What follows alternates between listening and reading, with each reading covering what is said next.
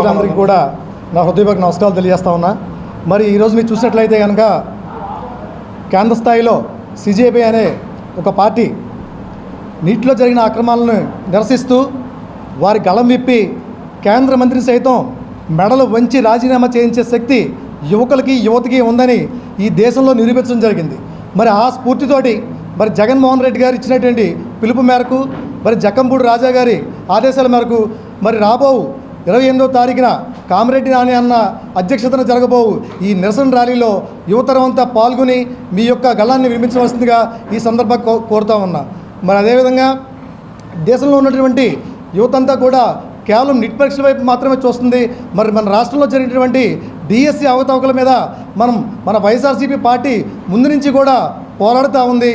మరి ఈ సందర్భంగా సిజేపీ పార్టీ ఇచ్చినటువంటి ప్రోత్సాహంతో కానీ ఇన్స్పిరేషన్గా తీసుకుని మన రాష్ట్రంలో జరిగిన నిరుద్యోగులకి జరిగినటువంటి అన్యాయాన్ని నిరసిస్తూ పోరాడాలని చెప్పి కోరుతా ఉన్నాం.